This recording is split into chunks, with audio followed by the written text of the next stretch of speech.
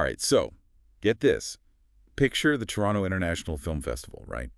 All the stars are out, the lights, the premiere of Pharrell's new biopic, Piece by Piece, You Following. Sounds pretty glamorous. Totally. But then, bam, a PETA protester storms the stage, sign in hand, calling out Pharrell and Louis Vuitton for, well, cruelty to animals. Oh, wow. Yeah, it was all over the news. Right. You've probably seen the headlines, and we're going deep on this one. Yeah, and it's about way more than just a celebrity fashion faux pas. This incident cracks open a really big debate about animal products in the luxury market. Yeah. Like, are these brands really changing, or is this just greenwashing? Exactly. And we've got a stack of sources to untangle this. Okay. We're talking PETA's website, their version of events, of course, plus reports from Newsweek and The Independent to see what really went down. It's key to get those different angles because PETA's not exactly known for, being subtle. Right. So we'll break down their claims against Louis Vuitton, what evidence they've got, and whether it holds up. Okay, so rewind to TIFF. Imagine this. The protester rushes up, interrupting the entire premiere, holding a sign about Pharrell supporting animal cruelty. Talk about awkward. Yeah. And poor Pharrell's caught on camera saying, "You're right," to the protester, like acknowledging the issue. It's a classic PETA move. Right, they're masters at grabbing attention. But the bigger question is, does a stunt like this actually work? Do people listen, or does it just turn them off? That's what I'm wondering. It's like, you want to applaud them for raising awareness, but at the same time, you can see how some people might think it's a bit much. And it gets even more complicated because he tells the protester, "You're right," but then kind of follows it up with, "I'm working on it," Right. So it's kind of a mixed message, don't you think? Totally, yeah. It's like he's stuck between a rock and a hard place. On one hand, he's acknowledging the issue, but then he falls back on this, vague, "we're working on it," which honestly doesn't tell us anything. And PETA did not let him off the hook either. Right. They were very quick to point out that he has made, similar promises before. Oh, really? Even mentioning this specific instance back in July at an event in Paris.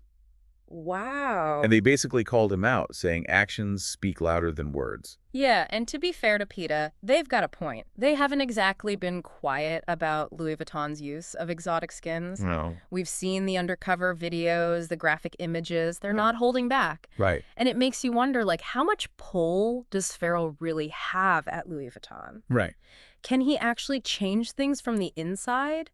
Or is he kind of stuck with the brand's choices even if he personally disagrees?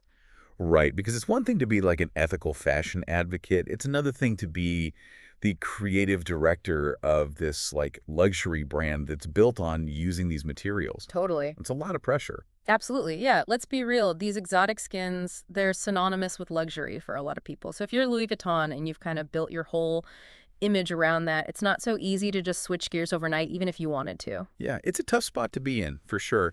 But at the same time, it does feel like the fashion industry is at a crossroads. Consumers are becoming more aware and demanding more transparency. Totally. We see this. No doubt, yeah. We've already seen this with the whole fur-free movement. Yeah. Major brands like Calvin Klein, Chanel, Nordstrom, they've all ditched fur. And it wasn't because it wasn't in anymore. Right. Consumers spoke up and the brands listened. Yeah, it shows the power of consumer pressure. So, knowing all of this, where does that leave a giant luxury conglomerate like LVMH? Right. They're Louis Vuitton's parent company, correct? So they're kind of a big deal. Huge. We've got their fingers on a lot of pies. Yeah. And yeah, they've been talking about sustainability, animal welfare. They even launched something called the One Welfare and Sustainability Center last year. Sounds impressive, but are they actually walking the walk? That's the million-dollar question. It's like they're trying to appease everyone. Yeah. They're talking the talk, but not quite ready to give up those big profits from exotic skins. Exactly. And this is where it gets really interesting because the fashion industry as a whole is in this weird transition phase. Okay. Even beyond fur, we're seeing brands experiment with all sorts of alternatives to traditional leather. Oh, yeah, like what? Give me the cool innovations. Well, there's plant-based leather made from mushrooms. Really? Or pineapple fibers. Wow. Even lab-grown leather using actual animal cells but without harming any animals. It's pretty wild stuff. That's insane. So you could have a luxury bag that feels like crocodile skin, but it's actually made from mushrooms. Right. The future is weird. And honestly, the technology is getting so good that it's becoming hard to tell the difference between these alternatives and the real deal. Which begs the question, will it even matter in the future? That's a good question.